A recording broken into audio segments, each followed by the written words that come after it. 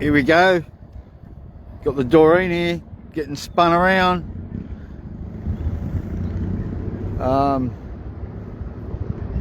There's full feed, soft feed all over there on the docks. Feed augers already, it's still in the same place as yesterday. Sheep runs and cattle runs is up the ends. Same with cattle runs up there, same as yesterday. This thing has come from Singapore for the last 11 days. As I've said before, it mainly takes a lot of cattle out of New Zealand, places like Vietnam, China, Singapore, Indonesia, pretty constantly. All ex-dairy cows, majority of them. This used to be an old container ship transformed into a livestock carrier. It's 28 years old, sails under the Panama flag. 139 metres long, 20 metres wide. It's a piece of shit, excuse my French. But if they're going to be loading animals onto this thing, they'll be doing it in the next 12 hours. That's if it's here for animals. The last death ship that was here, the Glossota Express, that was here, just prepared the ship for animals, feed, fuel, maintenance, and then went to Napier, New Zealand. So, yeah, there's 10 death ships in Australia at the moment. There's 3 in Townsville, or on their way to Townsville. There's 2 in Portland, Victoria, 2 in Western Australia, the Dareen and the Brahman Express in Broome.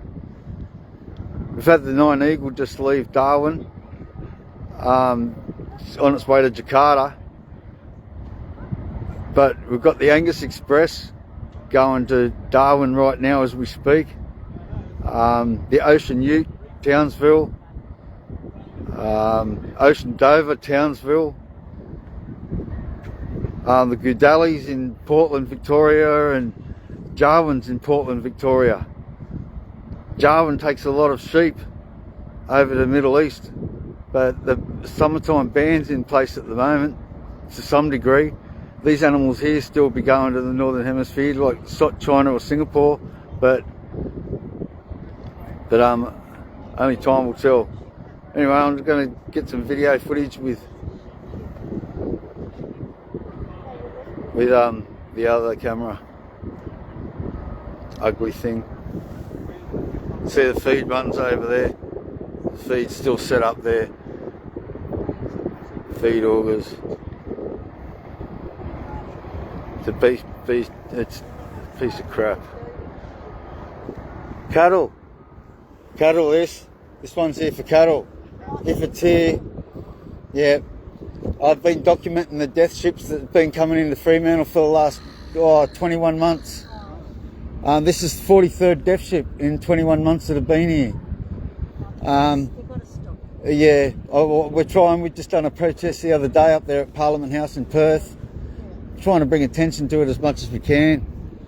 Because a lot of Australians are. I didn't know that many that come in and out. Pardon? I didn't realise that. No, I know a lot of people don't. I'm glad I'm doing what I'm doing to bring attention to it.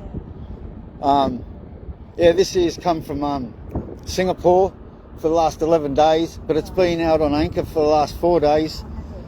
It takes a lot of ex-dairy cows from New Zealand to Singapore, Vietnam, China, Indonesia. The last ship that was here, the Glossota Express, just prepared the ship and then went and got animals in New Zealand. This may do the same because them pellets over there, you see, that's feed. That's all soft feed pellets. It helps the cattle digest it easier. It's sort of already half broken down for them. So they may not put cattle on? They may not put cattle on here. It may go to Victoria. Just getting the food and everything here? Yeah, it may do that because at the moment the feed auger's not set up there and the sheep runs are still set up there. Yeah. Normally when they're set up, it gives you some idea what they're going. So I just wanted to stop. yeah, a lot of people are against it. Yeah, but there's a lot of people with a lot of money who are stopping it too, the farmers. Yeah. Farmers. I have actually spoken to a couple of farmers who are actually shearers of Australian sheep and said they were shearers for 26 years and they said, I've always said that Australia should not be exporting their livestock. You know, but then again there's farmers out there that I'm all for it.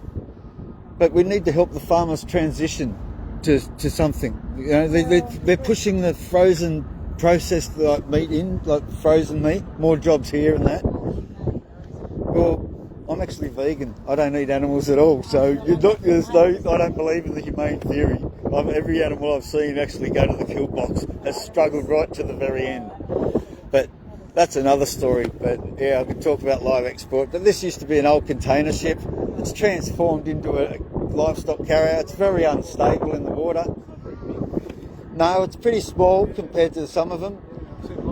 Yeah, the Almasila, which was just here in May, took 80,000 sheep. That was 189 metres long, where this one here is 139 metres long. And it's nowhere near as big. But yeah, it's sad. A lot of Australians are against it. Cheers, man. Yeah. All right, have a good day. So there we go. A little bit of outreach. Talk to some people about it. So, yeah. Definitely won't be loading animals on here today, but I'm glad I watched this thing dock. Jesus, amount how powerful them tugboats are. See the little guys at the front, see the little guys in the little dinghies. They catch the ropes off the side to help moor the livestock carrier. Give them power. Look, that's the Switzer Redhead there and the Switzer Falcon.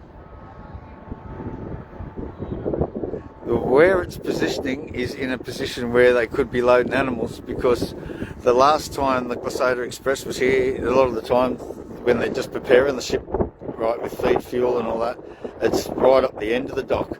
But to me, this looks like it's going to get put right here. And if that's the case, well, you can't really say that, because I've seen ships docked there before, and animals not get loaded onto it. So it's not really an indication at all whether it's going to be here for animals or not. But geez, it's ugly, eh? An old container ship, like just in front of that bow, just in front of the deck there. I mean, the cabin sort of thing where they steer it from. That all containers used to be on the front of that, but now it's just like it's a lot bigger than what I thought. Dareen, eh?